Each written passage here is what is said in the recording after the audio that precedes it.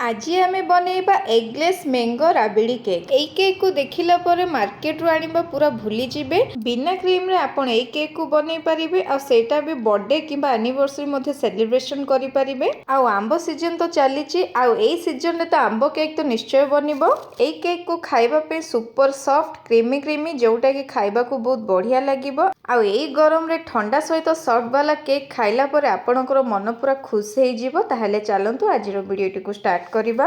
Mango rabri cake बनइबा पे प्रथमे मु गोटे आंबो नेइची। एई आंबो बहुत मीठा वाला आंबो अछि।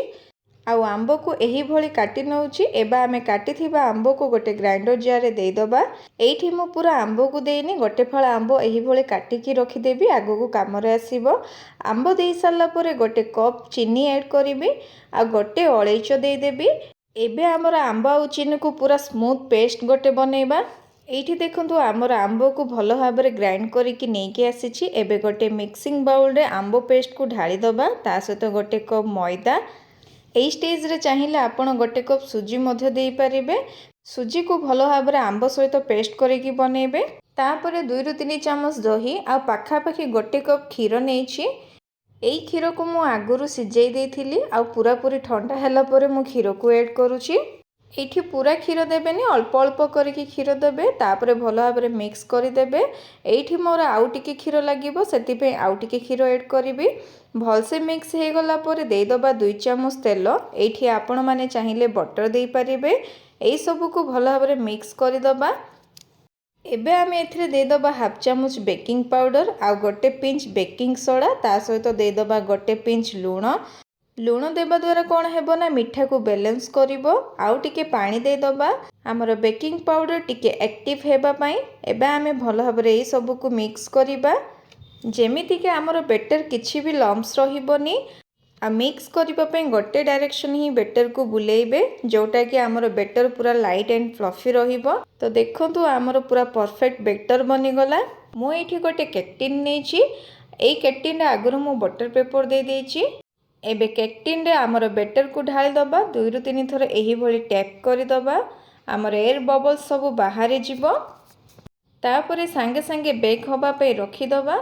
जमा भी लेट करिवेनी, नहले हमर केक भल से बेक होबनी। एठी मु कढ़ई को आगुरु प्रीहीट होबा पे रखि देइथिली। हमर कढ़ई रे केक टिन को रखि नबा आउ 40 रु 50 मिनिट पे कवर करके बेक करिबा। एठी गैस रो फ्लेम को मीडियम टू हाई रे रखी बेक करिवे। सेही भितरे चलंतु आमे नेक्स्ट स्टेप को जिबा। मैंगो केक ऊपर राबिड़ी देबा पई प्रथमे राबिड़ी बनइबा। तो सेथि पई मु गोटे पेन रे हाफ लीटर क्षीर नेइछि। आपण माने चाहिले बेसी भी राबिड़ी बनई परिबे किंबा कम भी। एबे मु क्षीर रे अमूल को 2 चामच दे देबी। एही भली क्षीर रे गळै दबा, ता सहित गोटे अळैच को दे दबा। हाथ रे एमिति खली देइछि देखंतु। ता सहित मिठा पे मु चीनी नेइछि, प्राय 2 चामच दे देबी। एबे आमे हमर क्षीर को कंटिन्यूअसली एही भली चले क्षीर को पूरा राबिड़ी रे परिणत करिबा। तो क्षीर को कुक करी करी क्षीर रो क्वांटिटी पूरा अधा करि दबा। एठी हमर राबिड़ी ऑलमोस्ट बनी गलानी। तो राबिड़ी को एबे ठंडा हवा पे दबा। एबे आमे चलंतु देखिबा हमर केक को। एठी प्राय 50 मिनिट पाखापाखि हे गलानी। देखंतु मु केक को चेक करिकी देखौछि टूथपिक रे। एठी देखंतु हमर केक पूरा परफेक्ट बेक हे जायछि।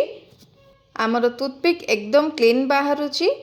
तो एबे आमे कोन करिबा, केक को बाहर कर दबा। तापर टिके ठंडा हवा पे छाड़ी दबा। आउ जेते बेले हमर केक टिके ठंडा हे जिवो ना, गोटे प्लेट रे बाहर कर दबा। एही भली देखंतु केते बढ़िया भाबरे बेक हेछि हमर केक। आ बटर पेपर को बाहर करके देखौछि, देखंतु पूरा परफेक्ट बनिछि। आ कलर मध्ये बहुत भलो आसीछि। आ केक जो बनिछि एकदम सुपर सुपर सॉफ्ट बनिछि। आपण चाहिले ए केक को एमिति ही खाई परिबे, किंबा क्रीम मध्य देकी डेकोरेशन करि परिबे, किंबा मो भली ठंडा ठंडा मैंगो राबिड़ी सहित आकु सर्व मध्य करि परिबे। ता पई एठी देखंतु हमर राबिड़ी पूरा पूरी ठंडा हे जायछि। एबे कोन करिबा ना, हमर पूरा आंबो रस को ऐड करि दबा। राबिड़ी रे प्राय मु एठी 2 रु 3 चामच आंबो रस ऐड करिछि। एबे आमे राबिड़ी आ आंबो रस को भल भाबरे मिक्स करि दबा।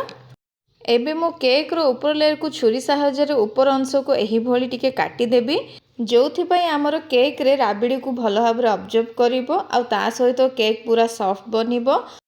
केक को काटी सारा पर गोटे कंटा चामच साहाय्य एही भली छोट छोट होल करदबा। एबे आमे ढाली दबा ठंडा ठंडा राबिड़ी को केक ऊपर। जदि आपण माने एही भली केक को ट्राई करि नाहंती तो निश्चय घरे थरे ट्राई करंतु, देखिबे बहुत बढ़िया लागिबो। ता सहित केक को टिके डेकोरेशन करबा पे आंबर पीस को एही भली चारि साइड रे डेकोरेशन करदबा। ता सहित ड्राई फ्रूट्स रे आलमंड आ पिस्ता नेथिली छोट छोट काटिकी। प्रथमे मु आलमंड को देदेवी, तापर पिस्ता और तापर किछि केसर देदेवी। एठी केसर पूरा ऑप्शनल अछि, आपण चाहिले स्किप मध्य करि परिबे। एठी हमर ठंडा ठंडा मैंगो राबिड़ी केक बनिकी रेडी। आपण चाहिले बर्थडे किंबा सेलिब्रेशन पई घरे बनेकी आपण सेलिब्रेशन करि परिबे। आपण माने गोटे थर एई मैंगो राबिड़ी केक को घरे निश्चय बनातु आ केमिति लागिला आपणकर अनुभूति मो सहित शेयर करंतु। ताहाले आजि पई मु रहूची आ गोटे नुआ रेसिपी नेकी आसीबी। सेई पर्यंत रहूची, धन्यवाद।